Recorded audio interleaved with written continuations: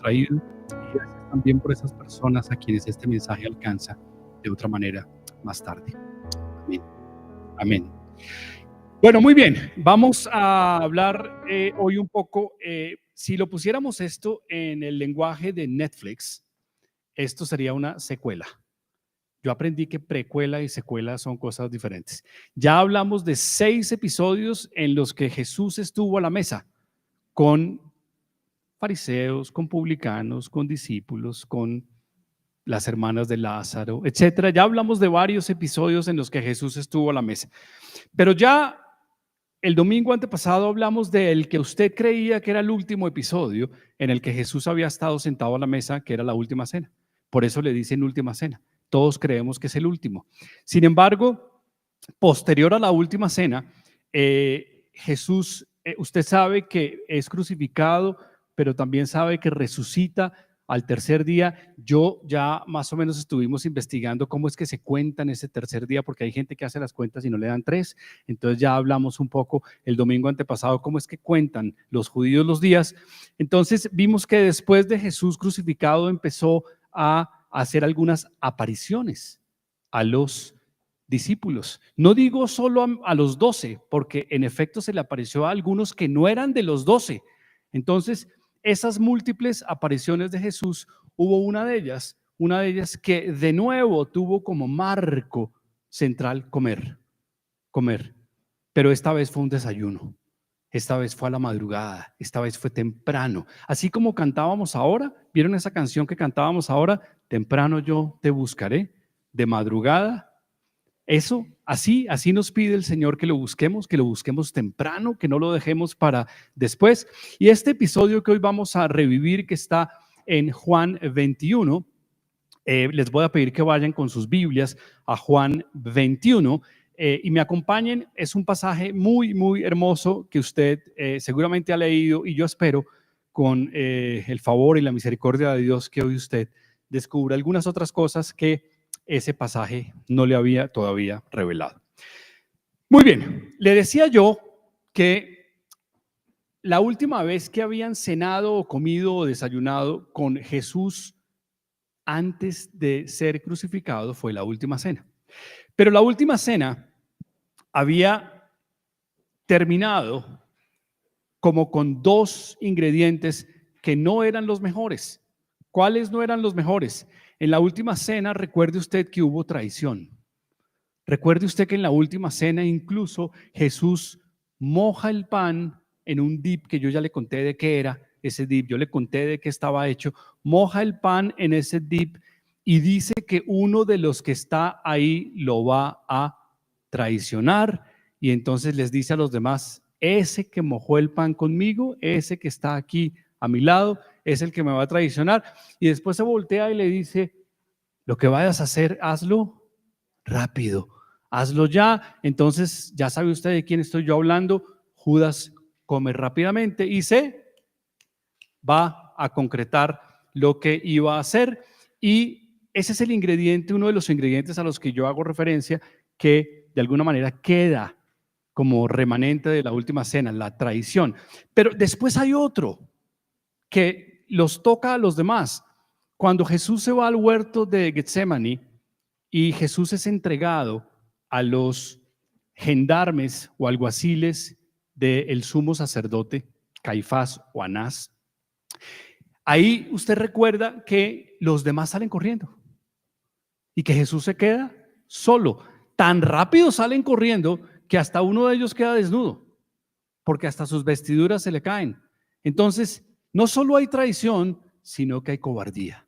Entonces, las dos sentimientos o emociones con las que queda en la última cena son como la traición y como la cobardía de estos personajes. Muy bien. Jesús se ha aparecido ya en algunas ocasiones antes del episodio que hoy vamos a narrar. Este episodio es en concreto la tercera vez. Según las Escrituras, esta es la tercera vez que Jesús se aparece a sus seguidores, a sus discípulos, después de la resurrección. Bueno, muy bien. Entonces, ya más o menos hemos hablado del contexto. Sin embargo, hay algo muy interesante que quiero compartirles, y es que esta tercera aparición sucede con un propósito muy especial, con un propósito muy central. Nada de lo que hizo Jesús, que está narrado en la Biblia, lo hizo porque no tenía nada que hacer. Porque Jesús amaneció y dijo, a ver, ¿qué hago hoy? ¿Qué será? ¿Qué será? ¿Qué será? No, todo lo que hizo Jesús lo hizo con un propósito muy especial. Y le voy a mostrar algo que me pareció absolutamente revelador. El Evangelio de Juan que usted tiene en su Biblia tiene 21 capítulos. Estamos en el último, ¿cierto? Sin embargo, tiene 21 capítulos y el 21º capítulo, el capítulo 21 pareciera insertado al final, porque pareciera que Juan iba a terminar su evangelio en el capítulo 20. ¿Por qué lo digo? Porque mire cómo cierra el capítulo 20. Aquí está en la pantalla. El capítulo 20 de Juan dice, en el verso 30, hizo además Jesús muchas otras señales en presencia de sus discípulos, las cuales no están escritas en este libro, pero estas se han escrito para que creáis que Jesús es el Cristo, el Hijo de Dios, y para que creyendo tengáis vida en su nombre. ¿No les parece como epílogo? ¿No les parece como el final del Evangelio de Juan? Entonces uno revisa, a ver, pero aquí falta un dato. Mi Juan en la Biblia mía tiene 21, este es el 20, y aquí Juan se está despidiendo. Aquí Juan está haciendo un epílogo, no un prólogo. Está haciendo un epílogo, un cierre de su libro. Entonces, lo más hermoso es que finalmente Juan termina escribiendo el capítulo 21, no solo por inspiración divina, porque todos sabemos que la Biblia es escrita por diferentes personas, pero con inspiración divina, sino también Juan escribe esto porque es un buen amigo, porque Juan es un buen amigo. Y Juan sabe que aquí hay una discrepancia en los Pedros. Les voy a explicar en qué consiste la discrepancia en los Pedros. Pareciera que hay dos Pedros muy diferentes. Hay un Pedro que niega a Jesús. Hay un Pedro que niega a Jesús en 3 ocasiones, por lo menos 6 veces. Porque si usted lee con detenimiento, la gente dice, Pedro negó a Jesús 3 veces. No, negó a Jesús en 3 ocasiones. Varias veces, pero en 3 ocasiones. Entonces, ¿cómo es posible que de los últimos apartes de la vida de Pedro, lo que recordamos es la negación, pero después vemos a Pedro en Hechos 2 predicando con denuedo, con convicción, con unción, y se convierte en 3,000 en la primera predicación que hace Pedro? Hay como una discrepancia. ¿Cuál era Pedro? ¿Cuál es el verdadero Pedro? El Pedro con el que yo me quedé fue el que negó a Jesús. El Pedro con el que Juan se quedó fue el Pedro restaurado. Y el Pedro restaurado sucedió en el capítulo 21.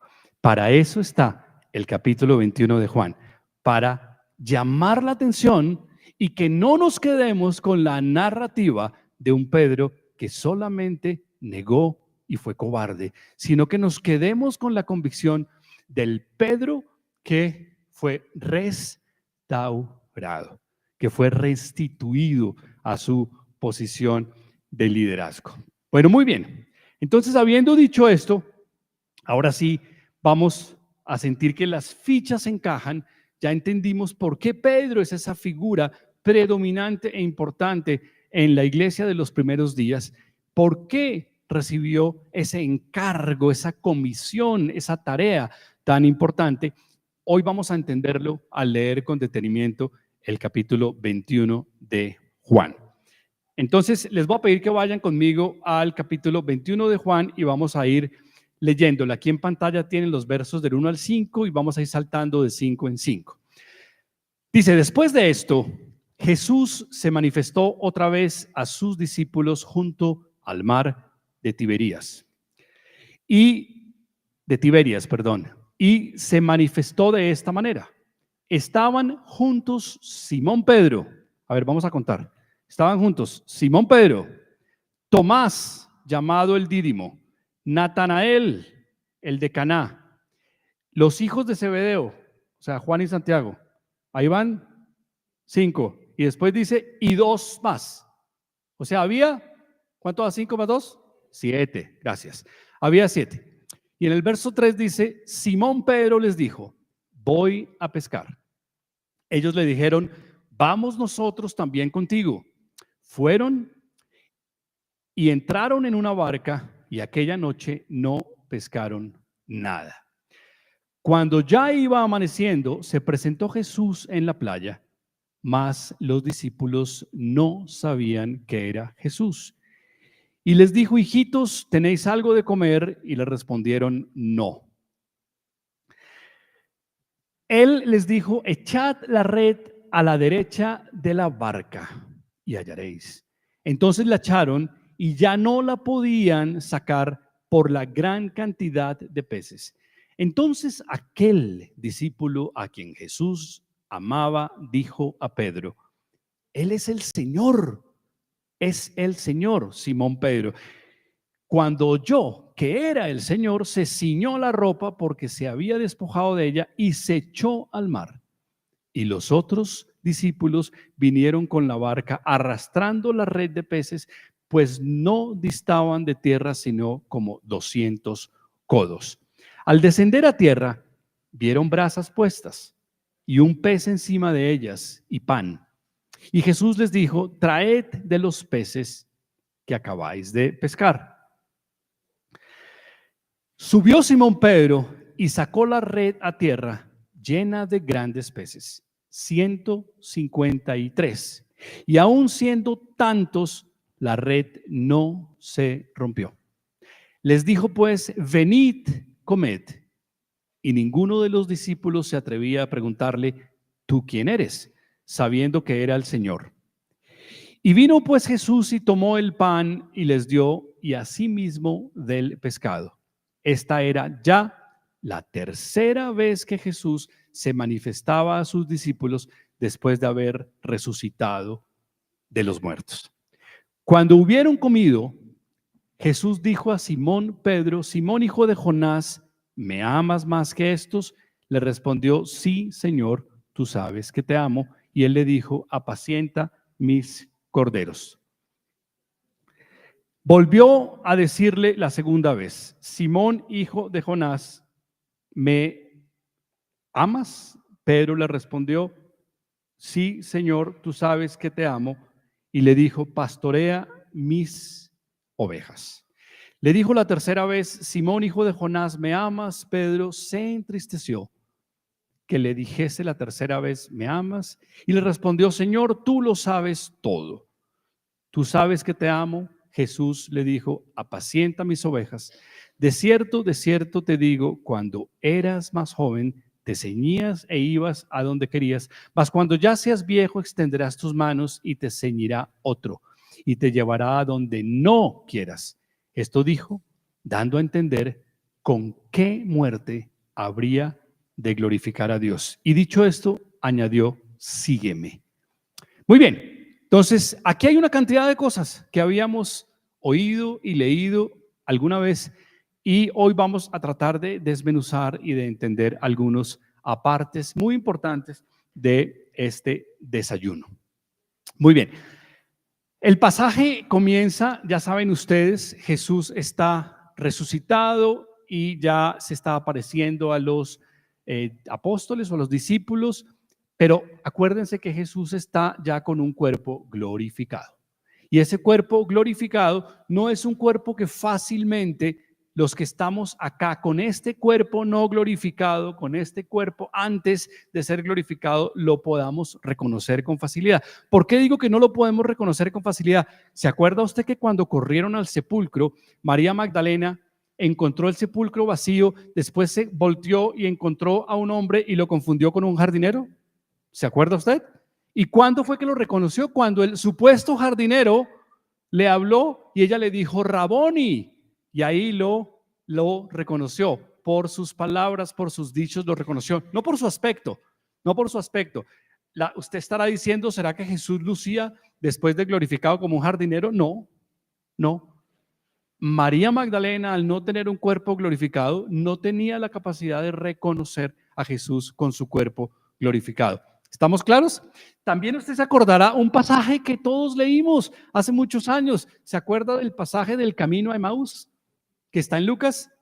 Que hay un par de personajes que no son sus apóstoles, pero son sus discípulos, son seguidores de Cristo, que van caminando varios estadios hasta Emaús, y un tercer hombre se les junta y va caminando con ellos. Y estos hombres van tristes, y este tercer hombre les pregunta que por qué están tristes, y estos le dicen, ¿no escuchó usted lo que pasó en esta ciudad? Que a nuestro maestro lo crucificaron y lo han matado, pero algunos dicen que lo vieron. Algunos dicen que lo vieron, y va esa conversación sucediendo mientras caminan, y finalmente este tercer hombre, les va hablando, revelando y abriendo las escrituras para que entiendan y para que sus ojos puedan ver. Finalmente llegan a un lugar, se sientan, esos dos hombres lo obligan o no lo obligan, lo conminan a quedarse y que ya no se devuelva y que se quede con ellos. Van a tomarse alguna cosa o comer alguna cosa, no recuerdo, y ahí se les desaparece. Y entonces ellos descubren que la persona con la que habían estado caminando era Jesús. Y entonces ya no se quedan ahí, se devuelven y le cuentan a los discípulos, a los 12, a los 11, qué era lo que había pasado. Entonces, no es la primera vez que Jesús se aparece y no lo reconocen. No es la primera vez que Jesús se aparece y no lo reconocen. Ya había pasado. Muy bien. La otra cosa muy importante a tener en cuenta es que en Mateo 28, usted recordará que es el último capítulo de Mateo y está la Gran Comisión. ¿Se acuerda de la Gran Comisión? Por tanto, id y haced discípulos a todas las naciones. ¿Usted se acuerda? La Gran Comisión, ¿cuál es? La última tarea que nos puso, la más importante. Esa tarea, ¿en dónde nos la dieron? ¿En dónde? Estaba en Galilea. Y en ese lugar, en ese capítulo 28, verso 16 de Mateo, ellos reciben la instrucción de ir a encontrarse con Jesús en Galilea, después de resucitado. Él les había dicho, allá en Galilea nos vemos después de resucitado. Y el punto de encuentro era un monte. Eso dice la Escritura, el punto de encuentro era un monte. ¿Qué monte? No dice la Escritura. Pero yo les propongo lo siguiente: si yo le digo a Víctor, oye Víctor, nos vemos en paseo, pues Víctor va a entender que es Paseo Interlomas, porque hemos ido varias veces, porque está cerquita, porque somos de la zona. Yo no tengo que darle la instrucción, vialidad de la Barranca número, no, yo a Víctor, que es mi amigo, le digo, nos vemos en paseo. Pero si alguien oyera esta frase a 5.000 kilómetros de distancia, traducida a su idioma, pues paseo es una palabra del castellano. Paseo puede ser cualquier cosa. ¿A qué paseo se referirían? Entonces lo mismo pasó acá. Jesús dice, nos vemos en el monte, y no especificó el monte.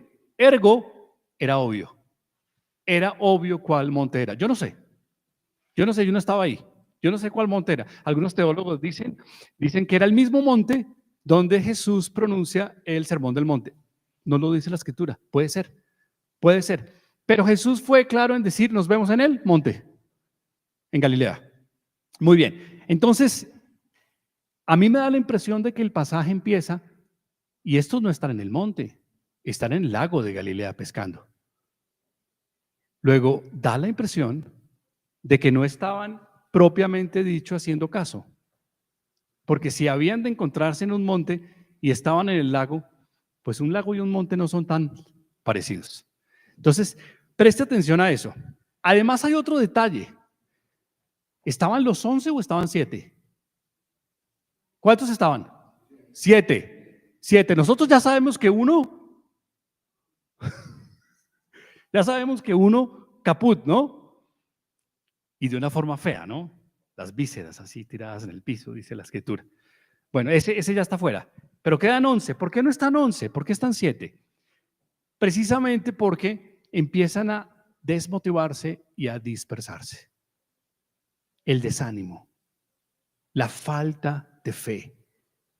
Nuestro maestro se fue. Él no fue el que libertó a los judíos de la bota romana. Eso ya no sucedió. Estamos desanimados. Vamos a regresar a lo que sabemos hacer. ¿Y qué es lo que sabemos hacer? Pescar. ¿Cuántos de los 12 fueron llamados originalmente de las redes? Por lo menos sabemos de 5. Al parecer otros tantos podían estar ahí.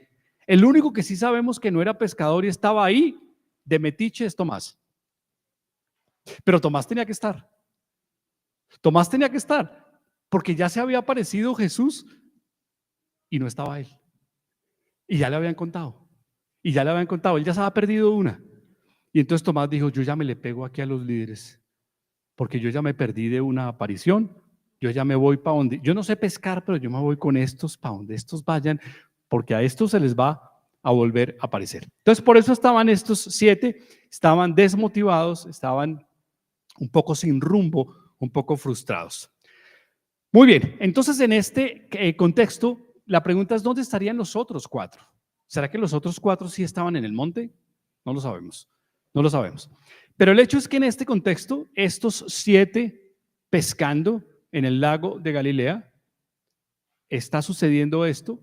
Ellos han regresado a lo que saben hacer. Ellos habían sido llamados y Jesús les había dicho, ya no seréis más pescadores, sino que seréis pescadores de hombres. Ya les habían dado un encargo y ellos habían regresado al lago de Galilea, y en el lago de Galilea no se pescaban hombres, se pescaban peces. Ellos habían regresado a lo que hacían antes. Muy bien. Entonces, de leer este pasaje y de saber que los discípulos se sentían solos, se sentían dispersos, habían vuelto a hacer lo que ellos sabían hacer, se sentían completamente sin rumbo. De ahí yo he encontrado como 5 grandes enseñanzas y 5 grandes lecciones de este pasaje. Voy a tratar de hacerlo rápidamente. La primera de ellas, muy importante, es que una vez que anduviste con el Señor, si te apartas, no te va a ir bien. No te va a ir bien. Alguien dirá, pero es que yo veo que hay gente que es más mala que la carne de puerco y le va bien. Sí, pero nunca estuvieron con el Señor. Pero si tú estuviste con el Señor y te apartas, no hay forma de que te vaya a ir bien. Y este pasaje deja esto claro. Voy a leerles lo que dice claramente y después lo elaboramos un poco. Simón Pedro les dijo, voy a pescar. Ellos le dijeron, vamos nosotros también contigo. Fueron y entraron en una barca y aquella noche no pescaron nada. ¿Cómo les fue en la pesca? ¿Estuvo buena la pesca? Estuvo re mala, ¿no? Re mala. Porque ellos habían tenido un encargo y una tarea y se salieron de su encargo y de su tarea y se regresaron a hacer lo que antes habían hecho. Es decir, recuerden el mandato, ahora seréis pescadores de hombres, y ellos habían incumplido ese mandato y habían regresado otra vez a pescar. La pregunta es, ¿no estará pasando eso también en el caso de nosotros? ¿No tendremos muchos de nosotros ese mismo tema? Que estemos batallando con muchos asuntos, que no encontremos la salida, que haya un diagnóstico médico, que sea el matrimonio, que sea un hijo, que sea el trabajo, que sea lo que tú quieras, y tú pedaleas y pedaleas y pedaleas y simplemente no encuentras la salida. ¿No será que es porque había un propósito para ti y a ti te entró por aquí y te salió por aquí y tú regresaste de forma contumaz y terca a hacer lo que siempre has hecho? Así será tu pesca, así será mi pesca si ignoramos el llamado. Yo no estoy diciendo que tú no tengas derecho a ser productivo, no. Desde este púlpito ustedes nunca van a oír una predicación donde, oye, dedícate, solamente ora 23 horas al día y el resto aséate y come. No, hay que ser productivo. Acordémonos del ejemplo del apóstol Pablo. El apóstol Pablo tenía su trabajo, hacía tiendas de campaña, y dedicaba gran parte del día también al ministerio, pero hacía su trabajo. La invitación es a que seamos productivos, a que hagamos cosas, pero que el ser productivo no sea ese sofisma, esa distracción que nos impide caminar en los caminos del Señor. Entonces, ser productivo es compatible también con atender tu llamado, porque tu llamado es un propósito mayor. Siempre hay formas de combinar ambas cosas, de combinar tu trabajo y tu productividad con el llamado. Pero nosotros nos olvidamos de eso y nosotros nos ocupamos a tal punto que nunca podemos atender el llamado. Siempre tenemos una buena disculpa. Que la reunión está, no, yo estoy ocupado, tengo mucha chamba. Que la cosa, no, tengo un check-up médico. ¿Qué tal cosa? No, tengo una reunión de meditación y no sé qué cosas. Y finalmente vamos llenando la agenda de cosas y no dejamos ningún espacio para el crecimiento y para la edificación en la palabra. La otra cosa que me encanta es que la forma como aborda Jesús a los discípulos ahí en Juan 21, mire usted el Juan 21, el primer verso, cuando se dirige a ellos, para no mover la presentación aquí, les dijo en el verso 5, y les dijo, hijitos, ¿sí lo ven? Miren el verso 5, hijitos.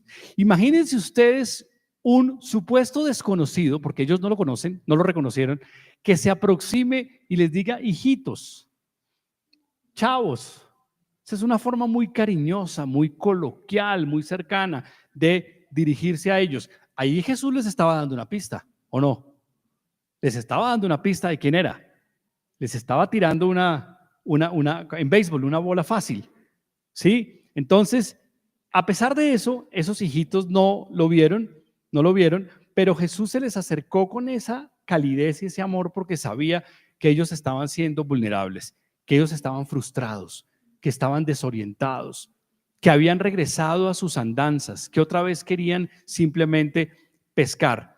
Y el mensaje aquí es que a pesar de que tú dejaste a Dios en la última de las prioridades, a pesar de eso, Él te dice, hijito, y Él te restaura, y Él te ama, y Él te perdona. Y Él dice, yo sé que tú me has puesto de último en el to-do list. Yo estoy allá abajo. Todas las demás las tienes en negrita y a Dios lo tienes en font diminuto, chiquitito, allá abajo. Pero a pesar de eso, te ve y te dice, hijito, y te recuerda. Y además, ojo, otra cosa poderosa. A él lo dejaron solo en el huerto de Getsemaní. Y uno de ellos lo vendió. Y a pesar de que lo dejaron solo y uno lo vendió, ¿ustedes notan resentimiento en las palabras de Jesús? ¿Ustedes notan amargura en las palabras de Jesús? ¿O esta es la primera vez que los ve y les dice, hijitos, ¿tenéis algo de comer? Nosotros no nos comportamos así. Cuando nos traicionan y cuando nos dejan solos, ¿nos aproximamos a la barca con hijitos? ¿O nos paramos y decimos, qué ole? ¿Y qué les decimos? Somos bien diferentes, bien diferentes. Miren la actitud de Jesús a la hora de buscar. Entonces, la primera enseñanza muy importante es, quédense con esto, si tú alguna vez anduviste en los caminos del Señor y te fuiste, ahí, en ese otro lugar no vas a prosperar. En ese otro lugar no vas a prosperar. Y tengo que decirles esto porque es así. La pesca es un tema financiero. Esto es financiero. Porque ¿qué era sino la pesca una de las fuentes más importantes de la economía del siglo I en épocas de Jesús? ¿Y cómo les fue en la pesca? Si usted quiere traducirlo a los tiempos actuales, ¿cómo le fue en los likes? ¿Cómo le fue en los views? En las interactions, en el engagement. ¿Cómo le fue en su campaña de marketing digital? ¿Cómo le fue en sus ventas? ¿Cómo le fue en sus negocios? ¿En su tasa de interés? ¿Cómo le fue? Mal.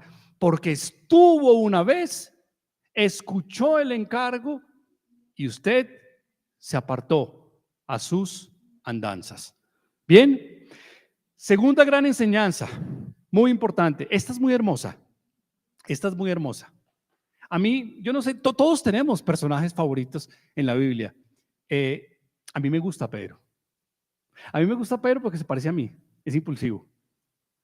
Es impulsivo. Ahora es infinitamente mejor que yo en todo, pero en los defectos de Pedro nos parecemos. Es impulsivo. Era un tipo impetuoso. Un tipo impetuoso. De pronto quizás era como la otra esquina del espectro del reflexivo. Pero no era reflexivo. ¿A usted le parece un acto de demasiada reflexión mocharle la oreja a un alguacil cuando fueron a capturar a Jesús? Pedro fue el que le mochó la oreja a Malco. Investigue su Biblia para que vea. Pedro siempre salía y decía algo a bote pronto. Siempre decía algo y siempre era confrontado con ese ímpetu que él tenía. Bueno, en este caso, el ímpetu de Pedro me encanta. En este caso, el ímpetu de Pedro me encanta. Porque nótese algo. En el verso 7, nótese que Jesús en el verso previo les ha dicho, echen la red a la derecha. Y ya echaron la red a la derecha y sacaron ¿cuántos? Muchos peces, ¿no? No podían sacar la red. Y en ese momento, Juan, el discípulo amado, que ese sí era reflexivo, ve ese evento y echa el cassette para atrás, 3 años y medio, y dice, ¿no pasó aquí en el lago de Galilea cuando una vez tampoco habíamos pescado nada y llegó un hombre y nos dijo, váyanse aguas adentro y lancen su red, y sacamos una pesca increíblemente que no podíamos ni cargarla, y en ese momento nos llamaron y fuimos llamados a ser sus discípulos? Entonces en ese momento Juan hace esa reflexión rápida y dice, bingo, el que está ahí hablándonos es Jesús. Y entonces le dice a Pedro, que de pronto pobre Pedro no se había dado cuenta que era Jesús, pero le dice, él es el Señor. Pero apenas Pedro escucha eso, ¿qué hace? ¿Será que le pregunta a Juan, ¿estás seguro? Oye, Juan, ¿neta? No, no le pregunta a Juan si es neta. ¿Qué hace? Se lanza al agua y se va al encuentro con el Señor.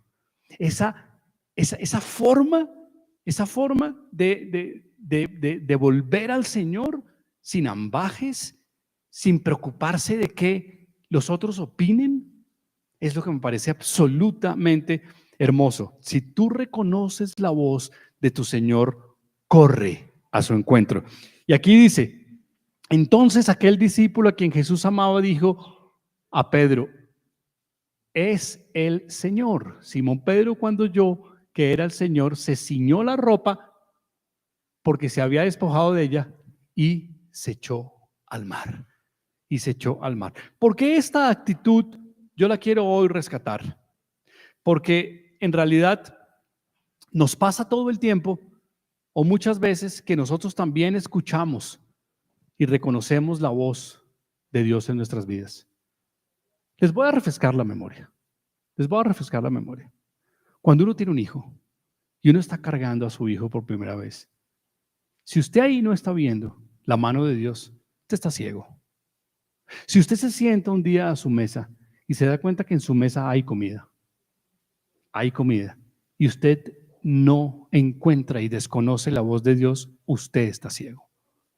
Si usted un día de estos que son tan comunes ahora, está en su casa y oye que llueve, y usted ve que está seco, y usted no ve ahí la mano de Dios, usted está ciego, está sordo y está tonto.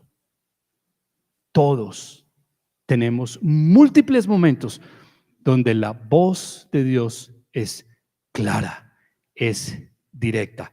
Pero la pregunta es, ¿apenas sentimos eso, corremos a los pies de Jesús como Pedro? ¿O nos quedamos sentados donde estamos ¿Y saben por qué? Por el que dirán. Ay, pero yo ¿cómo voy a hacer eso? No. Llega alguien aquí a la iglesia, cantamos un himno, y entonces Miguel de pronto pega uno de los gritos que sabe pegar, y alguien dice,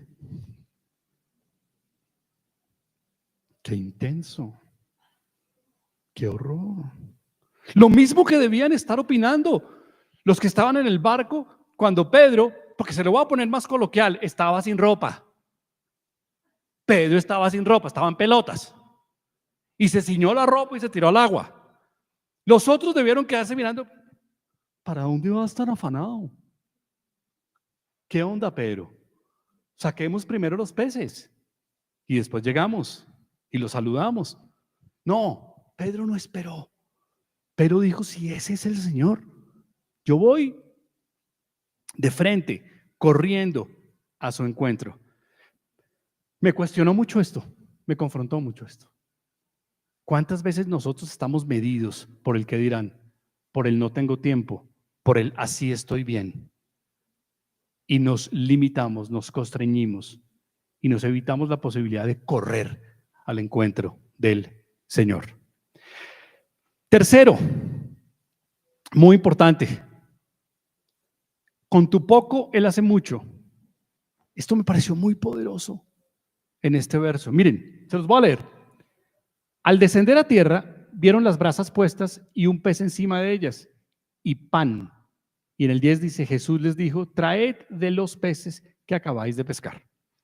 Muy bien, ¿por qué es muy importante reparar en esto? El desconocido que les daba instrucciones de cómo pescar estaba en la orilla y ya tenía puestos unos peces y unos panes. Lea bien la escritura. Lea bien la escritura. Antes de que ellos llegaran con los peces, ya Jesús tenía unos peces y unos panes. ¿Sí o no? Muy bien. ¿De dónde los sacó? ¿De dónde sacó los peces Jesús? ¿Usted cree que Jesús necesitaba ir a pescar para tener peces? ¿Usted de verdad cree que tenía que pescar? ¿Usted cree que los discípulos le gritaban desde afuera, ¿qué onda? ¿De dónde sacó los peces? No. Jesús ya tenía unos peces. Reflexione, ¿necesitaba los otros? No, no. ¿Necesitaba Jesús para comer que ellos le trajeran peces? No. Sin embargo, mire lo que dice el verso 10. Traed de los peces que acabáis de pescar. ¿Por qué? ¿Por qué? ¿Por qué Jesús les dijo, traed de los peces que acabáis de pescar? Porque precisamente con tu poco Jesús hace mucho. ¿Se acuerda cuando alimentaron a los 5,000 que apareció un niño con 2 peces y 5 panes? ¿Se acuerda? Y yo no sé si usted ha visto lo que son 5,000 personas para ser alimentadas con 2 peces y 5 panes. ¿Acaso Jesús le dijo a ese niño, no, es muy poquito? No te preocupes, niño, que yo soy Dios, yo voy a hacer pan y peces. No, le dijo, dámelo, dámelo. Pero tú y yo no sembramos y no ponemos, porque decimos, ¿qué más da? Es Dios, no necesita nada. Y en efecto no necesita, el que necesita eres tú. Porque con tu poco Dios puede hacer mucho. Y acuérdense también que no solo es materialmente, es también en nuestro servicio y en nuestro tiempo.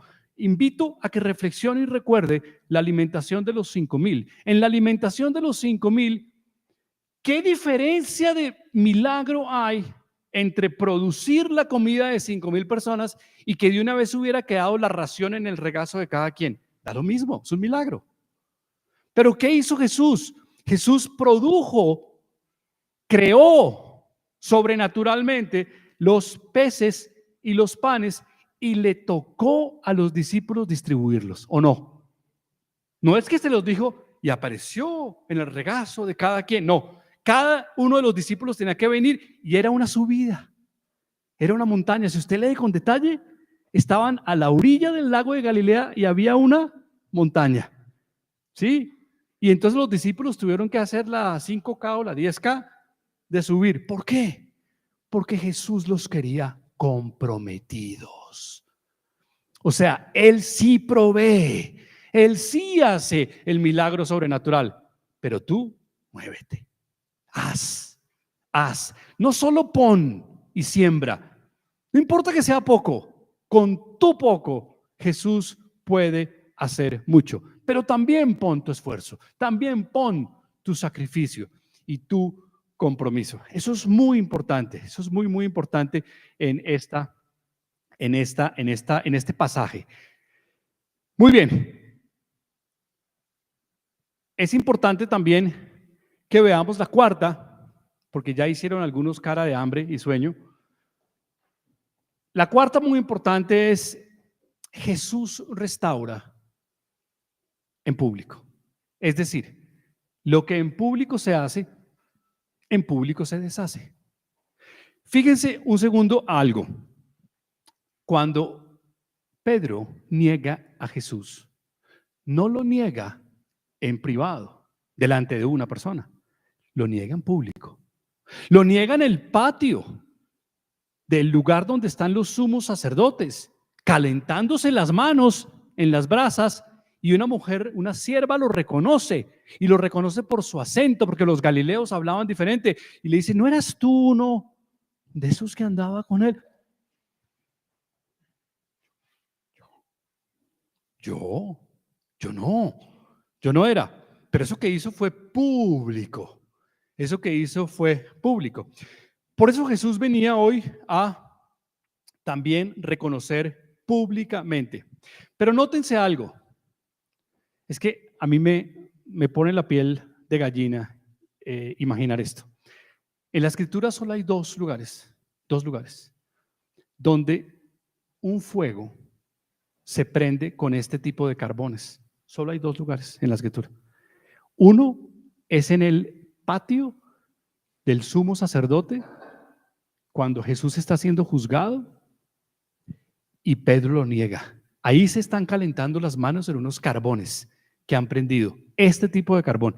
Y el otro es este carbón que Jesús está en la playa usando para calentar los pescados. Los demás, que hay muchas referencias de fuego en la Biblia, son con otros tipos de carbones. Pero estas dos son el mismo carbón. ¿No le parece que Jesús estaba apuntando a ese evento? ¿No le parece que Jesús estaba diciendo: yo vi que tú te calentabas las manos en un tipo de carbón mismo que tengo aquí, y te estoy esperando para desayunar contigo con el mismo tipo de carbón? En el Juan 18, si usted quiere verlo y lo tiene ahí cerquita, Juan 18 dice, quizás lo tenga yo acá, no estoy seguro. No, Juan 18 dice: entonces la criada portera dijo a Pedro: ¿no eres tú también de los discípulos de este hombre? Y dijo él: no lo soy.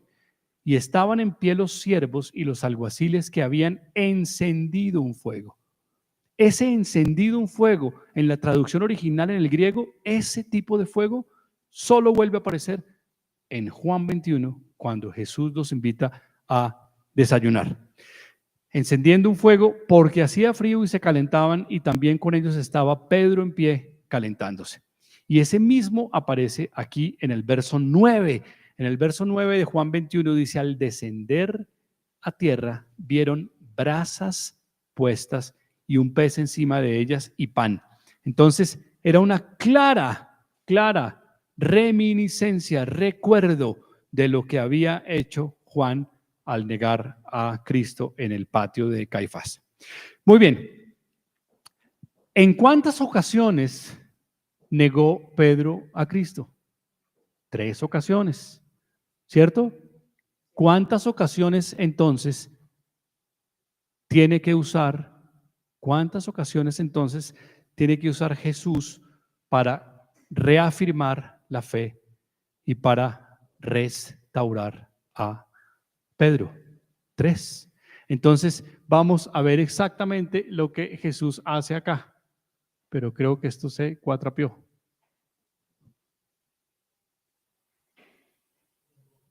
Gracias, ahí. Ahí. Muy bien, gracias. Muy bien, entonces y esto nos lleva bueno, antes de eso, les decía que Jesús está haciendo, como llamamos en castellano, un borrón y cuenta nueva. A mí no me importa ya, yo no recuerdo ya que tú te hayas apartado de mí y me hayas negado. Yo vengo aquí a restaurarte y vengo a restaurarte delante de los tuyos. Yo vengo a hacerlo delante de los tuyos, porque tú cuando negaste a tu Señor lo hiciste delante de otros. Entonces yo también vengo aquí delante de unos testigos a restaurarte a ti de manera pública. ¿Por qué es importante? Y esto no los va a dejar dormir bien esta noche. ¿Por qué es importante reconocer a Dios públicamente? ¿Por qué? Les voy a recordar Mateo 10:32. A cualquiera, pues, que me confiese delante de los hombres, yo también lo confesaré delante de mi Padre que está en los cielos. Y si siguen leyendo, no duermen bien. A cualquiera, pues, que me negare delante de los hombres, yo también lo negaré delante de mi Padre. Eso no suena simple, suena serio y rudo, fuerte. Entonces, esto es lo que está restaurando Jesús en Pedro, porque al Pedro haberlo negado, está cometiendo exactamente este error, está negando su relación con el Señor, que es un pecado y es una falta, una transgresión mayúscula, grande. Entonces aquí es restaurado. Y finalmente, ¿cómo lo restaura? Y es el quinto punto. ¿Cómo lo restaura? Lo restaura basado en amor. Basado en amor. Y con esto vamos a cerrar. Lo restaura basado en amor. ¿Por qué lo restaura basado en amor? Aquí les puse la traducción no de la Reina Valera. Ustedes saben que yo siempre uso la Reina Valera 1960, excepto cuando no la uso y digo cuál uso. Pero siempre uso Reina Valera 1960 porque es con lo que uno nació y creció. Esta traducción me parece muy interesante porque el texto original de la Reina Valera no distingue entre los verbos, pone el mismo verbo, pero en griego son verbos diferentes. Son verbos diferentes. Entonces, les voy a tratar de leer un poco lo que dice aquí en esta traducción, que es la traducción de la Biblia de las Américas. Dice, entonces cuando habían acabado de desayunar, Jesús dijo a Simón Pedro, Simón, hijo de Juan, ustedes tienen en su Biblia que dice hijo de Jonás, ¿sí o no? Bueno, resulta que ese es un homónimo. Entonces aquí están utilizando otro de los nombres. Simón, hijo de Juan, ¿me amas más que estos? Pedro le dijo, sí, Señor, tú sabes que te quiero. Que te quiero. Tu traducción dice que te amo. Por eso es que la traducción de la Biblia Valera ahí no es la más interesante, porque en griego la palabra no es la misma. Y yo la miré en la Biblia en griego, en la transliteración, el verbo no es el mismo. Y tú lo tienes el mismo y yo también en la mía. Ama, pero no es ama, es quiero. Jesús le dijo, apacienta mis corderos. Después, Jesús volvió a decirle por segunda vez, Simón, hijo de Juan, ¿me amas? Pero le dijo, sí, Señor, tú sabes que te quiero. Jesús le dijo, pastorea mis ovejas. Y le dijo por tercera vez, ¿en cuántas ocasiones negó Pedro a Cristo? 3. Aquí le dijo por tercera vez, Simón, hijo de Juan, ¿me quieres? Pero se entristeció porque la tercera vez le dijo, ¿me quieres? Y le respondió, Señor, tú lo sabes todo, tú sabes que te quiero. Y Jesús le dijo, apacienta mis ovejas. Texto difícil de entender. Texto muy difícil de entender. Hasta que tú entiendes que hay dos tipos de amor. Hay un amor ágape, en griego agapao, y hay un amor fileo. El amor ágape es el amor que tiene la entrega incondicional, es un amor espiritual, Es un amor del que es capaz el Padre. El Padre tiene ese amor ágape. Le voy a recordar otro lugar de la Biblia donde se habla del amor ágape. Un verso, el verso más recitado por los cristianos en el mundo. Porque de tal manera amó Dios al mundo que entregó a su Hijo unigénito. ¿Se acuerda de ese verso? Porque de tal manera amó. Ese amor es ágape. Porque ¿quién es capaz de tener amor ágape? El Padre. Pero en cambio, hay otros versos donde aparece el otro amor, el amor fíleo, que es el amor que nos tenemos nosotros, que es el amor del que somos capaces los humanos. Es un amor de nosotros, del nivel de nosotros. Por ejemplo, cuando Jesús decía que amaba a Lázaro, que lloró porque Lázaro había muerto y porque amaba a Lázaro, se refiere al amor fíleo. Entonces aquí, en esta restauración, fíjese el juego de palabras que hay. En las dos primeras ocasiones, Jesús le pregunta a Pedro si lo ama. Y Pedro contesta que lo quiere. Es decir, yo te amo con el amor que yo puedo, amar, que yo alcanzo a amar. Y a pesar de eso, recibe la instrucción: apacienta mis corderos. Y en dos ocasiones contesta, hasta que Jesús lo restaura y lo acepta. Entonces, el amor que nos están pidiendo hacia el Señor es un amor ágape. Pero ¿sabes? Con nuestro poco, Él hace mucho. Si lo que tenemos por ahora es un amor que todavía no se parece al amor del Padre, es suficiente para empezar.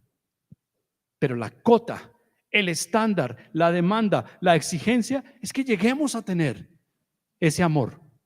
Pero no está mal si comenzamos con ese amor primero.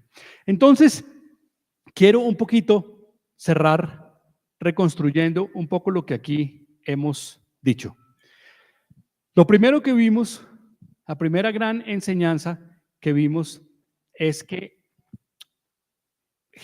Pedro corre al Padre. ¿Se acuerda? Corre al Padre. Y nosotros nos esperamos y no corremos al Padre. Vimos también que Jesús, a pesar de no necesitar los peces de nadie, le pidió a Pedro que trajera los peces que había pescado, porque con su poco él podía hacer mucho. Vimos también que Jesús restaura a Pedro en público porque Pedro lo había negado públicamente. ¿Se acuerdan de eso? Y finalmente también vimos que el más importante, que fue el primero, es que si tú anduviste en los caminos del Señor y te apartaste, en ese lugar no vas a encontrar tu prosperidad. Ahí no vas a pescar nada. Ahí no vas a tener nada, porque una vez anduviste y te fuiste, una vez supiste, una vez probaste las mieles de caminar con el Señor y te apartaste. Es decir, afuera no vas a encontrar nada. A mí me pareció hermoso este pasaje por los simbolismos que tenía. Me pareció hermoso que el fuego que estuviera prendiendo Jesús fuera el mismo del patio de Anás o de Caifás. Me pareció precioso el símbolo de que 3 años antes los hubiera llamado con una pesca milagrosa y 3 años y medio después los restaurara con una pesca milagrosa. Es decir, les estaba recordando el primer llamado. Me parece también hermoso que haya sucedido en el mismo sitio. En el mar de Galilea fueron llamados, en el mar de Galilea fueron confirmados y fueron restaurados. Y me parece hermosa la triple confirmación y restauración de Pedro, cuando Pedro también en 3 ocasiones negó al Señor. Entonces, qué bueno que tuvimos oportunidad de escuchar esto. Y Emi, si nos pones un poco de fondo y nos preparamos un poco para hacer una oración y despedimos esta.